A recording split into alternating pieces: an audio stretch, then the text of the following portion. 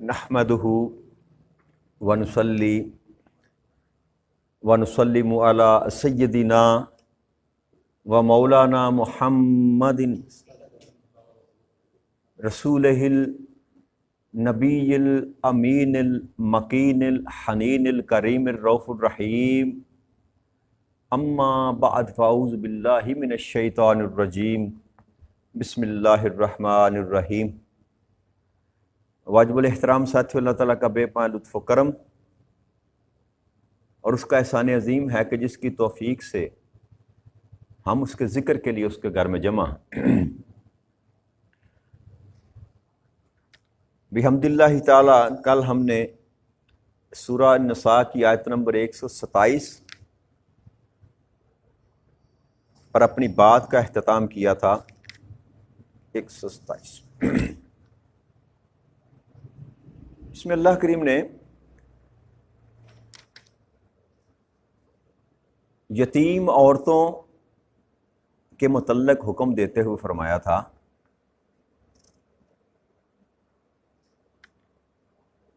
کیا میرے محبوب بھی آپ سے فتویٰ پوچھتے ہیں یتیم عورتوں کے متعلق، تو آپ ان سے کہہ دیجئے کہ آپ کو حکم دیا جاتا ہے کہ ان کے ساتھ ویسا سلوک کرو جیسا تمہیں بتایا گیا ہے، اور ان کے وہ حقوق ان کو ادا کرو جو ان کے لیے مقرر کیے گئے ہیں، اور محض ان کا مال ہڑپ کرنے کے لیے، قبضہ میں کرنے کے لیے خود ان کے ساتھ نکاح نہ کرو۔ اور یہی یتیم بچوں کے معاملے میں تمہیں اللہ کے حکم دیتا ہے۔ اور دوسری آیت مبارکہ ہم نے 128 پر گفتگو کی تھی، اس میں بھی اللہ کریم نے ایسی عورتوں کے متعلق حکم دیا کہ جو کسی کے نکاح میں ہوں ایک سے زیادہ عورتیں، تو کسی عورت کو یہ خدشہ ہو کہ میرا خامند مجھ کو چھوڑ دے گا، طلاق دے دے گا، تو اس کو یہ اللہ کریم نے حکم دیا کہ تم اگر چاہو تو اس میں کوئی حرج نہیں کہ تم اپنے خامند کے ساتھ صلح کر لو، کسی معاملے پر متفق ہو کر کہ اس کے عقد میں رہو، اس کے نکاح میں اگر رہنا چاہتی ہو۔ اس پر میں نے ذکر کیا تھا، گفتگو کی تھی کہ عورت اپنے حقوق جو ہے اس کو کچھ حقوق جو ہے وڈرا کر لے کہ مجھ کو طلاق نہ دو، میں تمہاری بیوی ہی رہتی ہوں، میں تمہیں اپنا حق مہر معاف کرتی ہوں، یا فلاں حقوق ہے میرے تم پر، میں تمہیں وہ چھوڑتی ہوں، یا تم اس بیوی سے زیادہ پیار کرتے ہو، اس کو زیادہ وقت دے دیا کرو، مجھے کم دے دیا کرو یا نہ دیا کرو، لیکن مجھے اپنے عقد میں رہنے دو۔ اور پھر اللہ نے فرمایا تھا کہ طبیعتوں کے اندر جو ہے نا، رب کریم کہتے ہیں میں نے بخل رکھا ہوا ہے۔ حریص ہونا انسان کی طبیعتوں کے اندر ہے کہ مرد نہیں چاہتا کہ اب حق مہر میں نے باندھ لیا، تو اب اس کی کوشش ہوتی ہے کسی نہ کسی طریقے سے یہ بچ جائے، مجھے زیادہ خرچ نہ کرنا پڑے، اس کو زیادہ نہ دینا پڑے، کسی طریقے سے میرا یہ مال بچ جائے۔ اور عورت جو ہے وہ اپنے حقوق کے لیے لڑتی ہے، مجھے اچھے کپڑے مل جائیں، اس سے زیادہ بہتر میرے ساتھ تعاون کرے، اس سے زیادہ بہتر مجھ پر خرچ کرے۔ تو اپنی ذات کے لیے جو سوچنا ہوتا ہے، اسی کو حرص کہتے ہیں، لالچ کہتے ہیں، کہ دوسرے کا خیال نہ کیا جائے، اپنی ذات کے متعلق سوچا جائے اپنے نفس کو خوش کرنے کے لیے۔ تو اللہ نے فرمایا کہ یہ ہر انسان کے اندر یہ بات جو ڈال دی گئی ہے کہ انسان بنیادی طور پر حریص ہے، اپنی ذات کو مقدم رکھتا ہے، چاہے بیوی ہے چاہے خامند ہے، وہ اپنی ذات کو مقدم رکھے گا۔ تو اللہ نے فرمایا کہ اگر تم اپنے باہمی رضامندی سے کسی مقام پر پہنچ جاتے ہو تو یہ تمہارے لیے جائز ہے۔ اور پھر یہ کہ اگر تم پرہیزگاری اختیار کرو اور احسان کرو تو اللہ تمہارے سارے کاموں سے خبردار ہے، جو کچھ بھی تم کرتے ہو۔ اب اسی بات کو اللہ کریم نے آیت نمبر 29 میں تھوڑا سا مزید آگے بڑھاتے ہوئے ارشاد فرمایا وَلَن تَسْتَطِيعُوا إِن تَعْدِلُوا بَيْنَ النِّسَاءِ وَلَوْ حَرَصْتُمْ فَلَا تَمِيلُوا كُلَّ الْمَيْلِ فَتَذَرُوهَا كَالْمُعَلَّقِ وَإِن تُصْلِحُوا وَتَتَّقُوا فَإِنَّ اللَّهَ كَانَ غَفُورًا رَحِيمًا۔ اور اگر تم ہرگز اس بات کی طاقت نہیں رکھتے کہ ایک سے زائد بیویوں کے ساتھ تم عدل کر سکو، اگرچہ تم کتنا بھی چاہو، لیکن ایک کی طرف میلان طبع کے ساتھ یوں نہ جھک جاؤ کہ دوسری کو درمیان میں لٹکتی ہوئی چیز کی طرح چھوڑ دو۔ اگر تم اصلاح کر لو اور حق تلفی یا زیادتی دونوں ہی حالتوں سے بچتے رہو تو اللہ بڑا بخشنے والا اور نہایت مہربان ہے۔ یعنی کہ جہاں عورت کو یہ کہا گیا کہ تو اپنے حقوق سرنڈر کر سکتی ہے، سرنڈر کر دے اگر کرنا چاہتی ہے، وہاں دوسری جگہ مرد کو یہ بات سمجھائی جا رہی ہے کہ اگر تیری کوئی بیوی جس سے تو کم رغبت رکھتا ہے، جس کی تیرے ساتھ میلان کم ہے، محبت میں کمی ہے، تو اگر وہ اپنے حقوق کو چھوڑتی ہے اور تم پورا عدل نہیں کر سکتے، لیکن ایسا بھی نہ کرو کہ اس کو لٹکتے ہوئے چھوڑ دو درمیان میں، کہ نہ وہ تمہاری بیوی رہے نہ وہ متعلقہ رہے، یا نہ وہ تمہاری بیوی رہے نہ وہ بیوہ رہے، ایسا نہ چھوڑ دو۔ یعنی کہ اگر وہ سرنڈر بھی کرتی ہے لیکن تمہیں پھر بھی اس کا خیال رکھنا چاہیے، ایسے ہی لٹکتا ہوا نہ چھوڑ دو۔ یعنی کہ ایک عورت ہے، اس کا نکاح ہے، وہ کسی کی بیوی ہے، تو اگر وہ اپنی پہلی بیوی یا دوسری بیوی یا تیسری بیوی جس سے مرد زیادہ محبت کرتا ہے، اس کے حق میں اپنے کو حقوق سرنڈر کرتی ہے، تو اس کا مطلب ہرگز نہیں کہ مرد کو کھلی چھٹی مل گئی۔ اللہ وہاں فرما رہے ہیں اس کو اس طرح بھی نہ چھوڑ کہ جیسے کوئی لٹکتی ہوئی چیز ہے درمیان میں،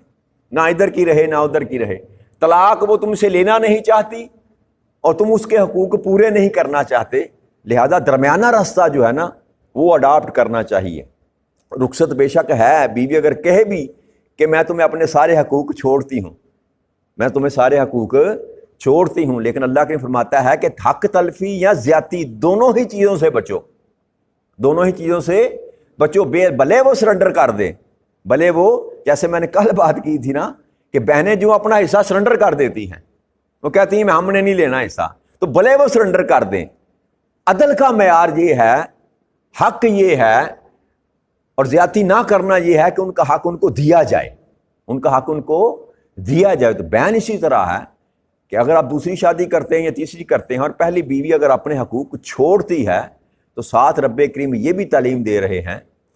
کہ ایسے ہی اس کو نہ چھوڑ دو، وہ یہ ظلم روا نہ کرو، وہ تمہاری بیوی ہے، چلو کم وقت دو اس کو، کم وقت دو، کم حقوق دو، بے شک اس نے سرنڈر کر دیے، لیکن کچھ نہ کچھ اس کا بھی خیال ایسے ہی مردہ چیزوں کی طرح لٹکا نہ دو اس کو کہ نہ وہ ادھر کی رہے نہ وہ ادھر کی رہے، نہ وہ طلاق یافتہ ہو نہ وہ بیوی ہو۔ جی تو اللہ کریم کہتا ہے کہ اس میں کم از کم جو ہے نا توازن رکھنا چاہیے، نہ حق تلفی ہو کسی کی، نہ کسی کے ساتھ زیادتی ہو۔ تو یہ ہر معاملے میں ہمیں یہ سبق جو ہے نا اس کو رکھنا چاہیے کہ کسی بھی معاملے میں جو میانہ روی جس کو کہا جاتا ہے نا، میانہ روی، اعتدال جس کو کہا جاتا ہے، اعتدال پر ہی بندے کو ہمیشہ سارے معاملات کو اعتدال پر کرنا چاہیے، کہ ایک تو کسی کا حق تلف نہ ہو اور دوسرا کسی کے ساتھ زیادتی نہ ہو، اسی کو اعتدال کہتے ہیں، اسی کو عدل بھی اسی سے ہے کہ اب ہر اس چیز کو اس مقام پر رکھنا جس پر جہاں کا اس کا حق تھا، اسی کو عدل کہتے ہیں، اسی کو عدل کہتے ہیں۔ تو جہاں یہ حق دیا رب کریم نے عورت کو کہ تو اپنے حقوق کو سرنڈر کر دے، اور وہاں اور مرد کو یہ پابند کیا جا رہا ہے، یہ بتایا جا رہا ہے کہ اس نے سرنڈر کر بھی دیا تو ایسا نہ کر کے اس کو ایسے ہی بے یار و مددگار چھوڑ دے، چلو کم دے لیکن اس کا بھی خیال رکھ، اس کا بھی خیال رکھ کہ وہ بھی تیری بیوی ہے۔ تو اللہ نے فرمایا اگر تو بچتے رہے حق تلفی اور زیادتی سے تو اللہ بڑا بخشنے والا اور نہایت مہربان ہے۔ کل میں نے ذکر کیا تھا نا، عائشہ صدیقہ رضی اللہ تعالیٰ عنہ بیان کرتی، ام المومنین، آپ فرماتی ہیں کہ نبی اکرم صلی اللہ علیہ وآلہ وسلم اپنی ازواج کی باریوں کے بارے میں بڑا عدل کیا کرتے تھے، ہمیشہ عدل کرتے تھے، لیکن فرماتے تھے کہ اے اللہ یہ میری تقسیم ہے، یہ میری تقسیم ہے جس کا میں مالک ہوں، تو مجھے ان چیز پر ملامت نہ کرنا جس میں میں مالک نہیں ہوں، جس میں میں مالک، یعنی کہ محبت جو کل میں نے میلان ہے نا ایک طبیعت کا، کہ کوئی ایک زیادہ پیارا لگتا ہے، جیسے عائشہ صدیقہ رضی اللہ تعالیٰ عنہ سے آپ زیادہ محبت کرتے تھے،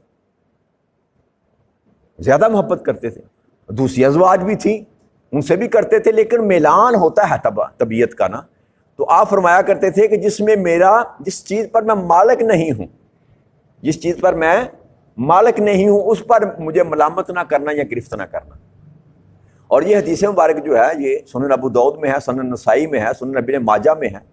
اور کئی حدیث کتب میں یہ آیا ہے۔ اسی طرح حضرت عمر بن خطاب کہا کرتے تھے کہ میرے مالک، میرے اللہ، میرے دل میں جو محبت میں اس کا مالک نہیں ہوں، میں اس کا مالک نہیں ہوں، اس کے سوا باقی امور میں مجھے امید ہے کہ میں عدل کیا کروں گا۔ یعنی کہ طبیعت کے اندر جو ہوتا ہے کسی کے ساتھ زیادہ محبت کا ہو جانا، وہ چیز انسان کے اختیار میں نہیں ہے، یہ بے اختیاری کے معاملات ہیں، یہ سارے بے اختیاری کے معاملات ہیں۔ تو یہاں پر دعا کرنی چاہیے کہ جو بے اختیاری کے معاملات ہیں رب کریم وہاں پر ہماری گرفت نہ کرنا، وہاں پر ہماری گرفت، یہ سنت ہے، یہ آقا کریم صلی اللہ علیہ وسلم کی سنت ہے، اور یہ حقیقت بھی ہے، یہ اس کو مائنڈ بھی نہیں کرنا چاہیے، برا بھی محسوس نہیں کرنا چاہیے، یہ انسان کی طبیعتوں میں رکھ دیا گیا ہے۔ انسان کی طبیعتوں میں اگر کائنات میں سب سے اعلیٰ ہستی جو ہے تاجدار کائنات صلی اللہ علیہ وآلہ وسلم یہ فرما رہے ہیں اس چیز پر میں مالک نہیں ہوں کہ ایک بیوی سے میں زیادہ محبت کرتا ہوں ایک سے تھوڑا، عدل جو ہے وہ ان کے حقوق میں ہے، عدل جو ہے وہاں پر رخصت نہیں ہے، حقوق میں عدل ہے، حقوق میں عدل ہے، جتنا ٹائم اس کو دینا ہے اتنا اس کو دو، جو کھانے کے لیے اس کو دیتے ہو وہی اس کو دو، جو پہننے کے لیے اس کو دیتے ہو وہی اس کو دو، اس میں کوئی کمپرومائز، اس میں چھوٹ بھی نہیں ہے۔ باقی جو محبت کا معاملہ ہے اس میں کمی بیشی ممکن ہے، ہو سکتی ہے، ہوتی ہے اور ہو جاتی ہے، لہذا اس پر گرفت بھی رب کریم ویسے نہیں کرے گا، لیکن عدل کے معاملے میں اللہ کریم کا بھی رخصت نہیں دیں گے۔ اب تیسرا جو حکم اللہ کریم نے دیا ایسی عورتوں کے لیے جن کا اپنے خامند کے ساتھ نہیں بنتا، یا دوسری آ گئی یا تیسری آ گئی،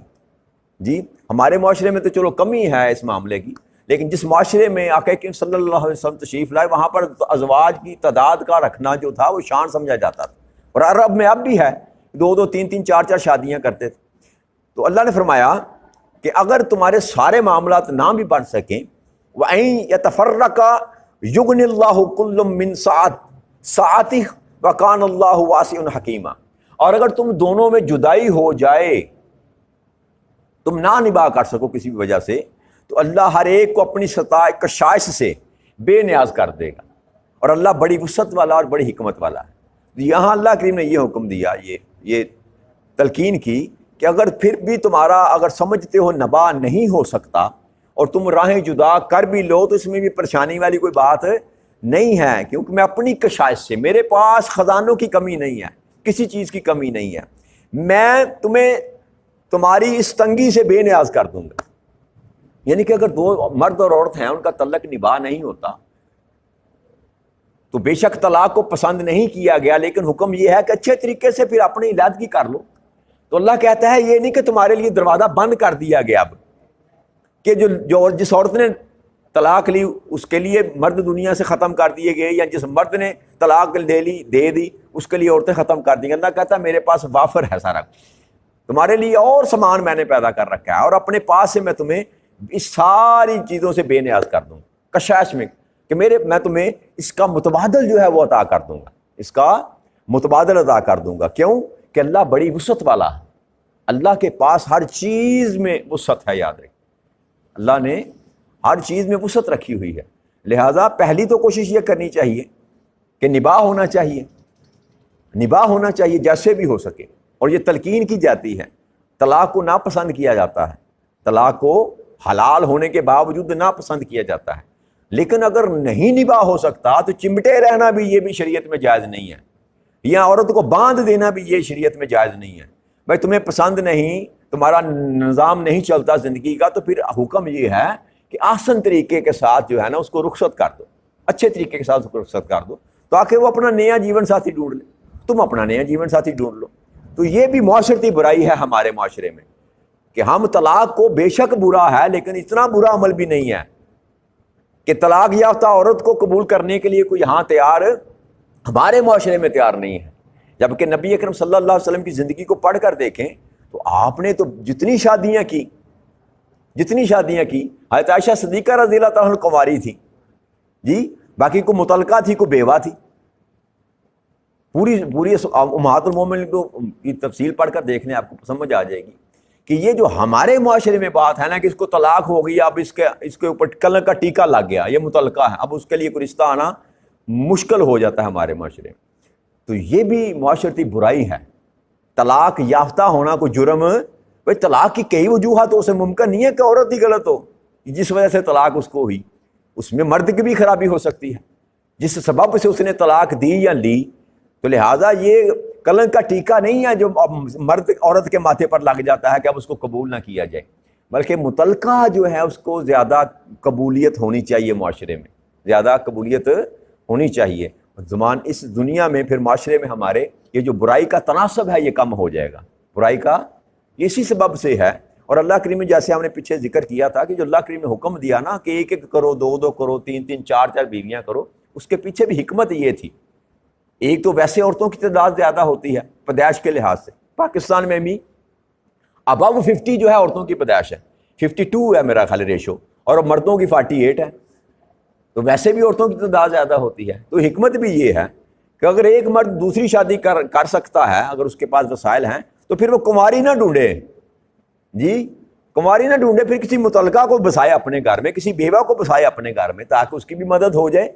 اس کی بھی مطلب معاشرہ بیلنس رہے، معاشرہ بیلنس رہے. اصل میں حکمت یہ تھی 2 شادیاں، 3 شادیاں، 4 شادیاں کا حکم دینے کا فرض نہیں کی گئی، فرض نہیں کی گئی. تو اللہ نے فرمایا کہ اس میں پریشانی والی بات کوئی نہیں. اگر نباہ نہیں ہوتا تو محبت کے ساتھ جو ہے وہ اپنے آپ ایک دوسرے سے جدا کر لو، اللہ تمہیں اس کا متبادل عطا فرما دے گا.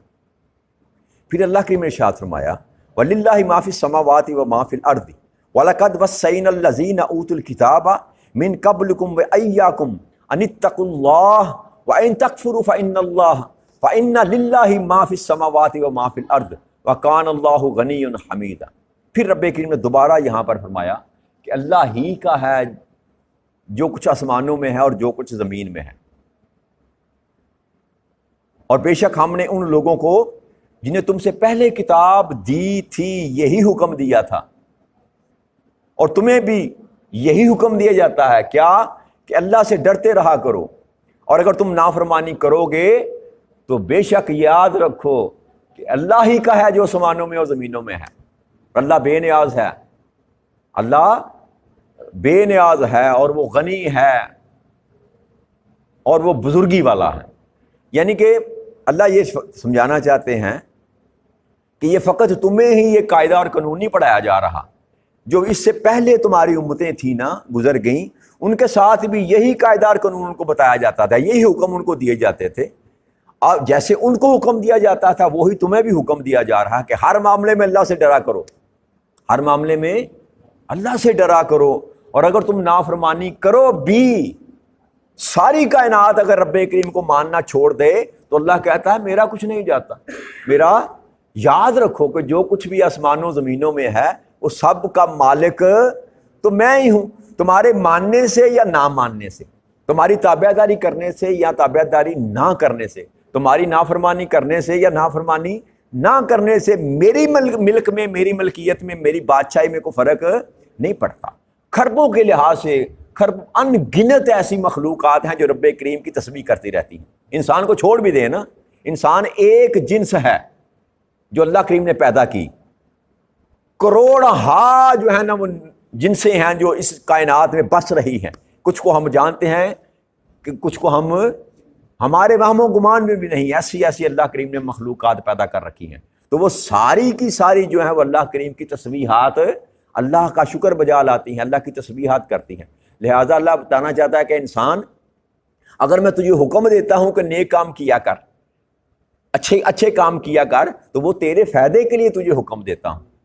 مجھے کوئی فرق نہیں پڑتا. تو اچھے کام کرے تو میری کبریائی میں کوئی بڑھاوا نہیں ہوتا، تو اگر برے کام کرے گا تو میری شان میں کوئی کمی نہیں آتی. وہ تیرے ہی فائدے کے لیے تمہیں یہ کہا جاتا ہے، جیسے پہلی امتوں کو کہا جاتا تھا کہ اللہ کا خوف دل میں رکھا کرو. جیسے اللہ اور اللہ کے رسول تمہیں حکم دیتے ہیں ویسے زندگی کو بسر کرنے کی کوشش کرا کرو. اللہ نے ساری چیزوں سے بے نیاز ہے، تمہارے ماننے سے، نہ ماننے سے، تمہارے دین کو قبول کرنے سے، تمہارے میرے رسول کو ماننے سے یا نہ ماننے سے. میرے احکامات کو نہ ماننے سے، نافرمانی کرنے سے، تم جو مرضی کرتے پھرو، کرو یا نہ کرو، یاد رکھو میری ذات پر ایک رائی کا دانہ بھی کچھ فرق پڑتا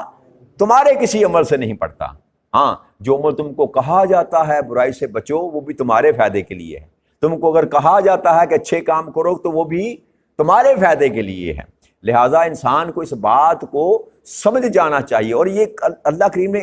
اسی رکوع میں نا 4 دفعہ یہ کلمات ادا کی، للہ ما فی السماوات و ما فی الارض۔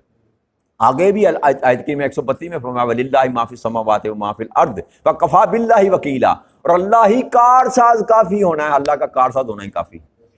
4 دفعہ ایک ہی بات کو رب کریم نے دہرا کر یہ بتایا کہ آسمانوں زمینوں میں انسان جو کچھ بھی ہے وہ میرا ہی ہے، وہ میرا ہی ہے۔ لہٰذا انسان کو یہ باور کرائی جا رہی ہے بات کہ تو ذہنی طور پر جو دنیا میں بادشاہ بنا بیٹھا ہے اور اللہ اور اللہ کے رسول کی بات کو ماننے کے لیے تو اکڑتا ہے، تیری حیثیت کیا ہے؟ تم سے پہلے کروڑوں اربوں ایسے ہیں وہ زمین میں دفن پڑے ہیں۔ شداد تھا، نمرود تھا، فرعون تھا، کتنی ہستیاں ایسی تھی جو اپنے آپ کو خدا ہونے کا دعویٰ کرتی تھی، آج ان کا وجود موجود نہیں ہے۔ ہم اپنے ہاتھوں سے اپنے بزرگوں کو دفنا کر آئے، قبرستان بھرے پڑے ہیں ان لوگوں سے جو سمجھتے تھے کہ ہمارے بغیر شاید کائنات کا نظام نہیں چلنے والا۔ تو دنیا میں کسی کے آنے سے کسی کے جانے سے رب کی بادشاہی میں کوئی فرق نہیں پڑتا۔ یہی بات رب کریم سمجھانا چاہتا ہے کہ بندے للہ ما فی السماوات و ما فی الارض، آسمانوں میں زمینوں میں جو کچھ بھی ہے وہ سارے کا سارا ہے ہی اللہ کے لیے، ہے ہی اللہ کے لیے۔ انسان نے جو کچھ بھی کرنا ہے وہ اپنی ذات کے لیے کرنا ہے، اپنی ذات کے لیے کرنے ہیں۔ اور اللہ کریم صرف آپ کو تلقین کرتا ہے۔ 1,24,000 کم و بیش رسول و نبی بھیجے، کس کے فائدے کے لیے؟ انسان کے فائدے کے لیے، ورنہ اللہ کو تو حاجت نہیں تھی، اللہ کو حاجت نہیں تھی نبی بھیجنے کی۔ وہ جو نبی بھیجے فقط آپ کی اور میری رہنمائی کے لیے بھیجے، ہمیں سمجھانے کے لیے بھیجے، ہمیں اپنی بات بتانے کے لیے بھیجے۔ تو اب اگر انسان اللہ کی بات کو سمجھنے سے ہی قاصر رہے، اللہ کے رسول کی بات کو سمجھنے سے ہی قاصر رہے، تو یاد رکھو میرے دوستو، میرے بھائیو، اس میں اللہ کا جاتا، اللہ کی شان میں کوئی فرق آنے والا نہیں ہے۔ بربادی انسان کے اپنا مقدر بنے گی۔ دنیا میں تو جو معاملہ ہے وہ نپٹ جائے گا، دنیا کا معاملہ جو ہے وہ کہتے ہیں آسانی سے نپٹ جائے یا مشکل سے نپٹ جائے، یہ نپٹ جائے گا۔ جب آپ کی سانس کی ڈور ٹوٹے گی تو آپ کی خلاصی ہو جائے گی، یہاں سے جان چھوٹ جائے گی۔ لیکن وہ زندگی جس نے کبھی ختم ہی نہیں ہونا، اس نے کبھی ختم نہیں ہونا۔ اب یہاں مریض ہو نا، کوئی ڈاکٹر صاحب بیٹھے ہیں، مریض جس کا سانس، آج جو کرونا چل رہا کیا ہوتا ہے، سانس نہیں آتی انسان کو، تو وہ یہ کہتا ہے، وہ موت مانگتا ہے بندہ، یار اس سے تو اچھا مجھے موت آ جائے، جی ایسی بیماری چمٹ جاتی ہے۔ تو جب موت آ جاتی ہے نا انسان کو، تو اس بیماری سے جان چھوٹ جاتی ہے، بندے کو سکون مل جاتا ہے۔ لیکن ہمیں نظر آتا ہے کہ اس کو سکون مل گیا، کیونکہ اس کے آگے جو اس کے ساتھ معاملہ ہو رہا ہے اس کے ہمیں خبر نہیں ہے کہ اب اس کو ہم جہاں چھوڑ کر آئے ہیں وہاں اس کے ساتھ معاملہ کیا ہو رہا ہے، وہاں اس کا سانس ٹھیک چل رہا ہے کہ نہیں، وہاں اس کو آرام ہے، سکون ہے کہ مار پڑ رہی ہے۔ لہٰذا اس زندگی میں جیسی بھی مشکلات آ جائیں، خدا کی عزت کی قسم یہ تھوڑی ہیں، یہ تھوڑی ہیں ان مصیبتوں کے بدلے میں جن کا کوئی مداوا نہیں ہے، جن کا کوئی، جہاں کوئی آپ کو بچانے والا نہیں، جہاں آپ کو کوئی چھڑانے والا نہیں ہے۔ لہٰذا اس دنیا کی مصیبتوں کو، اس دنیا کی بیماریوں کو، اس دنیا کی تکلیفوں کو ہلکا جانیے اور اللہ کے رسول کو راضی کرنے کی کوشش کریں۔ اگر آپ اللہ اور اللہ کے رسول کی بات پر کھڑے ہو کر زندگی بسر کرنے کی کوشش کریں تو بس اتنا ہی کافی ہے کہ آپ اللہ کے نافرمان نہ ٹھہریں۔ مولا میں نے کوشش کی، میں کوشش ہی کر سکتا ہوں، تو اللہ نے فرمایا انسان کے پاس ہے ہی کیا کہ وہ کوشش کرے، انسان کے پاس طاقت ہی ہے وہ کوشش کرے۔ بس کوشش یہ کرنی چاہیے کہ ہم اللہ اور اللہ کے رسول کی فرما برداری کریں، اللہ اور اللہ کے رسول کے نافرمان نہ بنیں۔ باقی چھوٹی موٹی غلطیاں، کوتاہیاں، لغزشیں، گناہ جو ہے وہ رب کریم اپنے فضل سے چاہے گا تو معاف کر دے گا، چاہے گا تو معاف کر دے گا۔ تو اس دعا کے ساتھ کہ رب کریم ہمیں دین مبین کی سمجھ عطا فرما دے اور ہمیں اپنی اور اپنے پیارے حبیب صلی اللہ علیہ وسلم کی نافرمانی سے بچا لے اور اپنے سیدھے رستے پر چلنے کی توفیق عطا فرما دے۔ وما علینا الا البلاغ المبین۔ والسلام علیکم ورحمۃ اللہ وبرکاتہ۔